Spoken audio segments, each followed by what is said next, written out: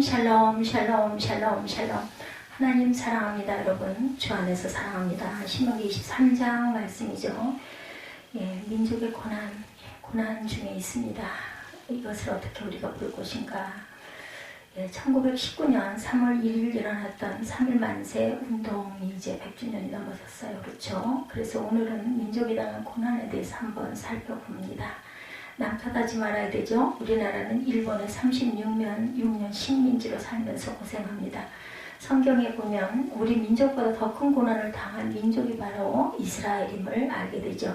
이스라엘 민족은 구약시대에만 크게 두 번 다른 민족에게 고난을 당합니다. 처음에는 애굽에서 400년간 노예생활, 온갖 고생을 다하죠. 강제노동은 기본이고 모세시대는 아들을 낳으면 학살을 당해했어요. 이렇기 때문에 우리나라가 30년 일본에 당한 것보다 더 악랄한 고통을 당합니다.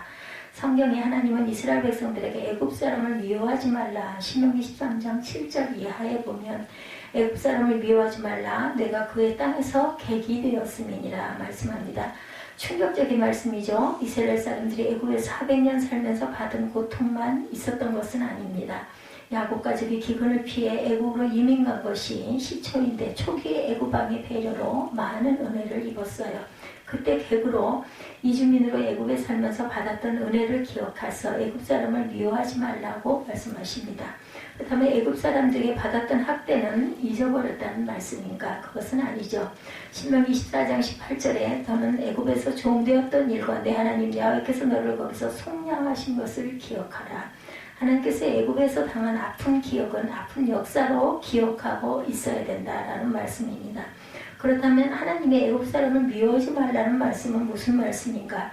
애굽을 미워해서 복수하겠다는 마음을 가지지 말라는 뜻이죠. 왜 복수는 하나님이 알아서 하실 것이기 때문입니다. 복수는 하나님이 알아서 하시죠. 이 원리는 이스라엘 백성이 바벨론에게 침략을 받아 나라를 빼앗기고 70년간 포로 생활을 한 바벨론에게도 적용되는 말씀입니다. 이스라엘이 바벨론의 침략을 받아서 나라는 망하고 많은 사람들이 억울하게 죽고 부녀자들은 강간을 당하고 젊은이들은 비참하게 포로로 끌려갔어요. 그 원한이 얼마나 사무쳤을까. 성경을 살펴보면 하나님이 이스라엘 백성들에게 바벨론을 미워하고 복수하라고 말씀이 전혀 없어요. 그것은 왜 그런가? 복수는 하나님이 하시기 때문이죠. 성경에 이스라엘 백성이 복수하라는 말씀 대신에 하나님이 복수하신다는 말씀이 나옵니다. 예레미야 50장 15절에 그 주위에서 고함을 지르리로다. 그가 항복하였고 요새는 무너졌고 그 성벽은 허물어졌으니 이는 야훼께서 그가 행한 대로 그에게 내리시는 보복이라. 그가 행한 대로 그에게 갚으시는도다. 예레미야 50장 28절에 바벨론 땅에서 도피한 자의 소리요 시온에서 우리 하나님 야훼의 보복하시는 것 그의 성전에 보복하시는 것을 선포하는 소리로다. 즉 하나님은 이스라엘 백성들에게 복수는 하나님이 알아서 하신다. 그러니 바벨론 사람 일부러 미워할 이유는 없다는 것이죠. 오히려 에레미야서를 보면 포로에게 바벨론이 평안하기를 기도하라는 말씀은 하고 있습니다. 그 이유는 바벨론이 좋아서가 아니라 바벨론이 평안해야 거기에 사는 이스라엘 백성들이 평안할 것이기 때문이죠. 하나님은 이스라엘이 바벨론에게 망한 이유를 분명히 알아야 한다고 가르쳐 주시는 말씀이 에스겔 전반부에 있습니다. 이스라엘이 망한 이유, 악한 바벨론이 쳐들어와서 아닙니다. 그보다는 이스라엘 백성이 하나님 앞에 범죄하였기 때문에 하나님이 바벨론을 도구로 사용하셔서 이스라엘을 심판하셨다라고 말씀합니다. 이것이 이스라엘 역사의 가장 중요한 교훈입니다. 그래서 이스라엘 백성들이 나라가 망하고 비참한 포로 생활을 하면서 명심해했던 것은 남 탓, 바벨론 탓 절대로 하지 말고 자기 자신이 잘못된 것을 깨닫고 회개하라는 것이죠. 우리나라가 일본의 36년 식민지화를 당한 것도 많고 억울한 일이 많았어요. 3.1운동에서 우리는 비폭력적으로 독립을 요구했는데 일본은 총칼로 막았고 그로 인해 많은 사람들이 피를 흘렸습니다. 일본을 원망하고 미워한다면 그 이유도 수없이 많을 것이고 사례도 많을 것입니다. 그러나 그런 과거를 우리는 기억하고 우리 민족이 다시는 나라를 빼앗기는 실패를 되풀이하지 말아야 하는 것이 중요하죠. 남 탓하기보다는 내 탓을 먼저 할 줄 알아야 된다. 하나님은 그 자세를 원하십니다. 일본이 우리나라를 침략한 것은 잘못된 일이지만 동시에 무능하게 일본의 나라를 빼앗긴 우리의 잘못도 통렬하게 반성해야 합니다. 근데 지금 우리나라는 나라가 망한 역사를 오로지 일본 탓만 하고 있고 내 잘못은 생각을 안 하고 있는 것이 문제일 수도 있습니다. 어떤 문제에 남탓하는 민족은 절대 발전할 수가 없습니다. 우리나라가 5,000년 역사에서 우리 민족을 괴롭힌 민족은 일본만이 아니죠. 중국도 우리 민족을 굉장히 많이 괴롭혔어요. 당나라가 고구려 백제를 멸망시키면서 얼마나 많은 사람을 노예로 끌고 갔는지, 네, 백제 멸망 시 1만 2천 명 포로가 중국으로 끌려갔고 유대인 20만 명 정도가 일본으로 건너갔다. 유민들 20만 명, 유대인이 아닌 유민들 20만 정도가 일본으로 건너갔다라고 기록되어 있습니다. 고구려 멸망 시에는 20만 명이 중국으로 끌려가고 고려시대 원나라 우리나라를 몇 번이나 침략해서 전국토를 출토했는지 6차에 걸쳐서 침략한 것으로 나와 있죠. 그 피해는 엄청납니다. 황룡사 구충탑이 그때 불타서 없어집니다. 원나라는 일본도 침략했는데 900여 척의 배와 물자들을 모두 고려가 담당하죠. 조선시대 청나라 병자호로 한때 얼마나 많은 사람이 노예에 끌려서 고생했는지 60만 명의 포로가 청나라로 끌려갔습니다. 그런데 그런 중국을 향해서는 미워하는 마음이 없으면서 일본만 유독 미워하는 것은 민족 감정이라는 것으로 우리가 해석이 됩니다. 하나님은 이스라엘 역사에 두 번의 치명적인 노예 생활에서 애굽 탓, 바벨론 탓을 한 번도 가르치지 않았어요. 그런 점에서 우리는 이제 일본 탓, 남 탓 그만하고 우리 민족의 미래를 향해 나아갈 줄 알아야 되겠다. 3.1운동 1919년 3월 1일이죠. 네. 비폭력 저항 정신을 높이 사야 합니다. 100년이 조금 넘었습니다. 그렇죠? 3.1운동의 고귀한 정신은 바로 비폭력 저항 정신이었다라는 것. 예. 그런 시도는 북한이 한마디로 거부하여 무산되고 말았어요. 북한과 함께 100주년 기념행사를 하자는 제안이 나왔다고 하네요. 그 이유가 남한에서는 3.1운동의 비폭력 저항 정신이 고귀한 민족 정신이었는 점에 반해 북한은 3.1운동을 그렇게 평가하지 않기 때문이라고 합니다.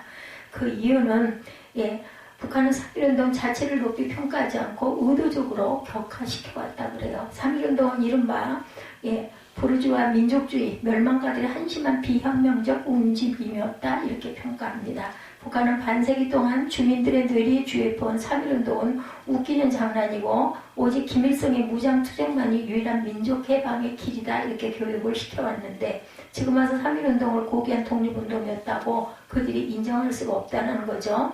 그러면 우리는 비폭력적 3.1운동을 어떻게 평가해야 될까? 비폭력 독립운동이야말로 성경적인 저항운동이라는 것을 우리가 깨닫게 됩니다.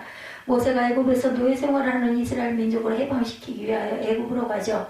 모세가 취할 수 있는 해방 방법은 여러 가지가 있었는데 모세가 취한 방법은 철저히 비폭력적 방법이었다는 것입니다.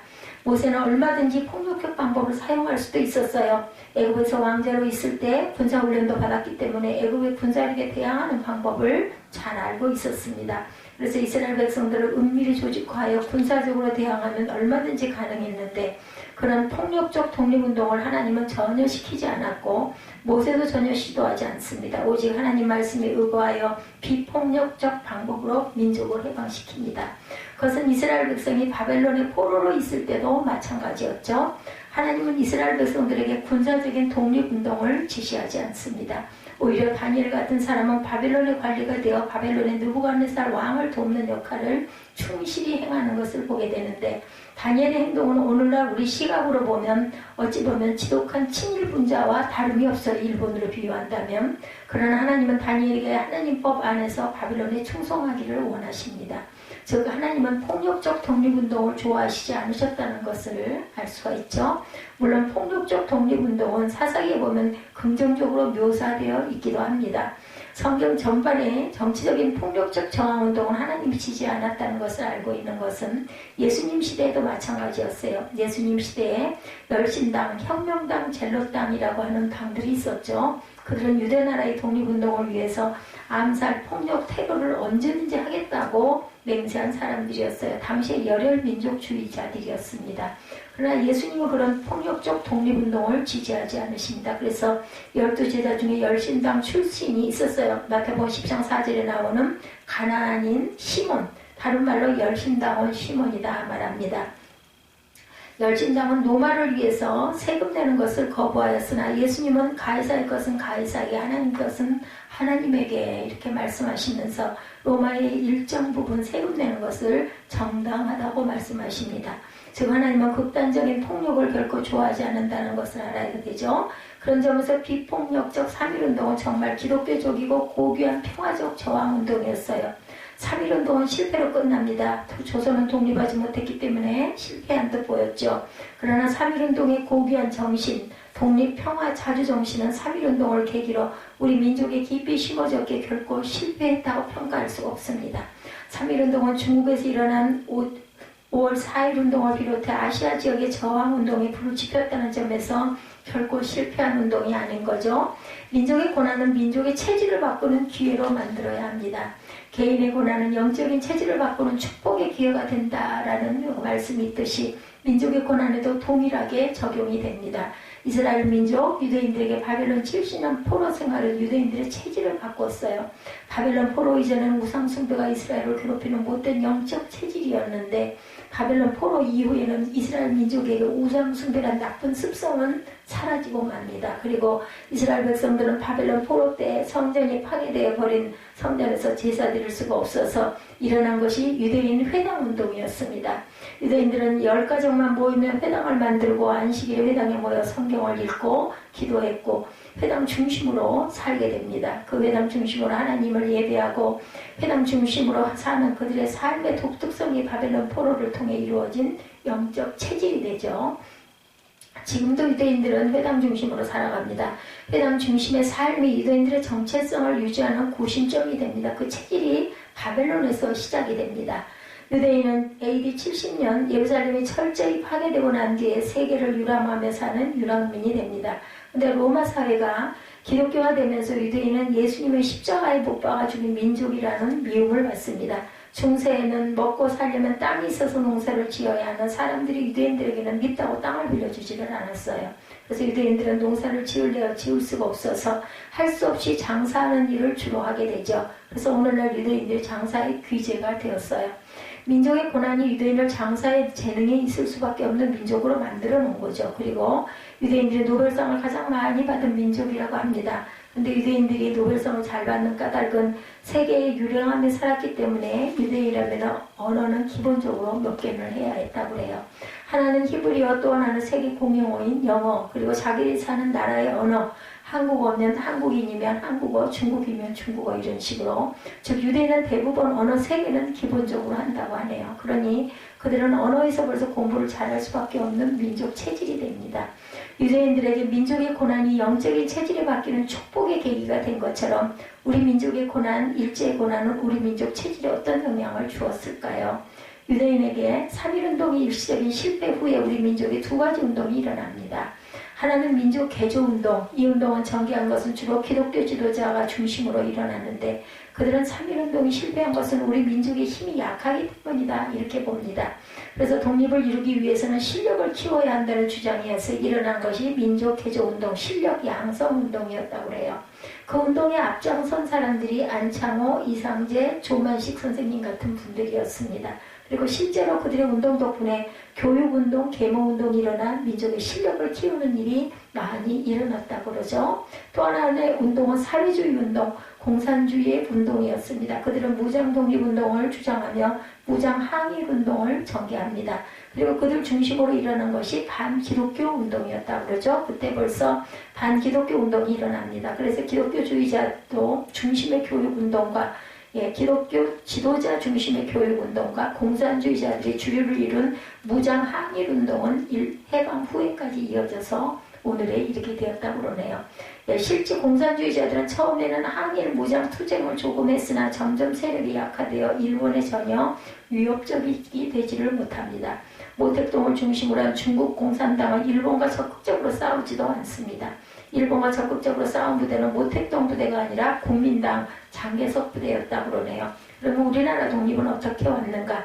민족 개조운동도 아니었고 무장항일운동도 아닌 하나님의 은혜로 미국에 의해서 해방이 이루어집니다.